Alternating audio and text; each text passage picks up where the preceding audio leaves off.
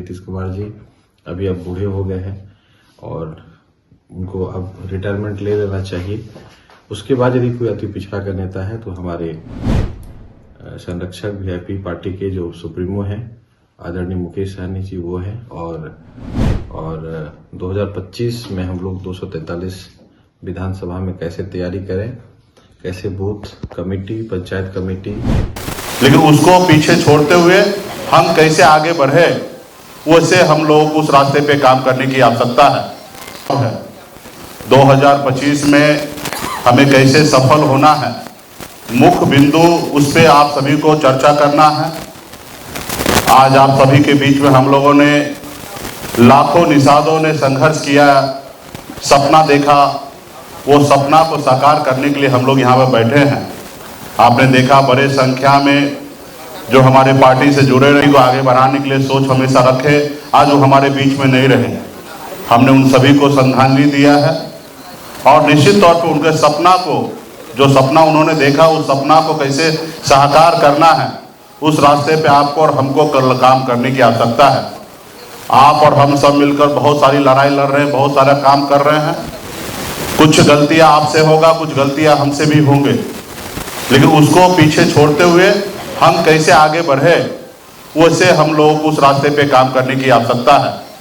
जो आज से 30-40 साल पहले, 50 साल पहले, 20 साल पहले जो भारत की राजनीति जिस तरीके से हुआ करता था, आज वैसी राजनीति नहीं हो रही है।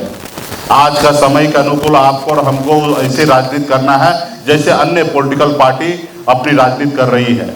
तो बहुत सारा कठिनाई के साथ हम लोग चल रहे हैं और उसी में धीरे धीरे हम लोग आगे बढ़ रहे हैं। और कैसे हम लोग सफल हो 2025 में, उसके ऊपर हम लोग विस्तार से चर्चा करेंगे। आप लोग चर्चा रखेंगे, फिर कल जो है राष्ट्रीय कार्यकारिणी में कुछ बिंदु है जिसपे हम लोग प्रस्ताव लाएंगे और आप सभी हम सब मिलकर सहमति से उस प्रस्ताव पे हम लोगों को काम करने की आवश्यकता है। तो इसलिए आज जितने भी आए हैं सभी को आप लोगों को बहुत बहुत धन्यवाद देता हूं और आप लोग आगामी चुनाव को संबंधित अपनी बात को रखेंगे। बहुत बहुत धन्यवाद। सर, बैठक में आए हुए हैं, वीआईपी पार्टी की बैठक है आज।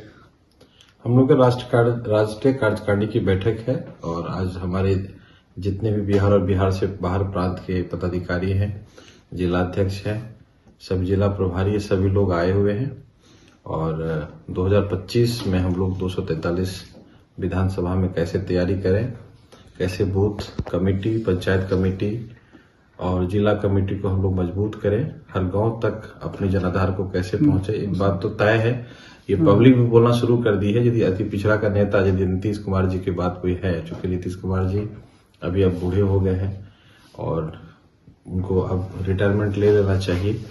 उसके बाद यदि कोई अति पिछड़ा का नेता है तो हमारे संरक्षक वीआईपी पार्टी के जो सुप्रीमो हैं आदरणीय मुकेश सहनी जी वो हैं और जो गरीब का नेता, वंचित का नेता है वो हमारे नेता है और उनको पूरा बिहार का पब्लिक एक उम्मीद भरी नजरों से देख रहे हैं। इसलिए हम लोग 2 दिन का बैठक यहाँ रखे हैं और इसकी तैयारी हम लोग 2025 में कैसे हमारी सरकार बने उसके लिए हम लोगों ने आज मीटिंग। क्या लगता है कि उप मुख्यमंत्री का प्रस्ताव भी पारित होगा इस? बिल्कुल, हर मंच पे आपने लोकसभा में देखा होगा कि हर मंच से तेजस्वी जी के सामने में हमारे नेता बोले हैं और उन्होंने स्वीकारा भी इस चीज का।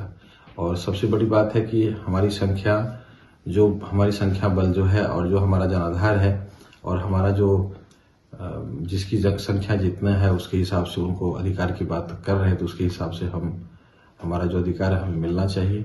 और खास करके गरीब, वंचित, अति पिछड़ा की जो बात करें, उनकी एक आवाज बन गई है आदरणीय मुकेश सहनी जी।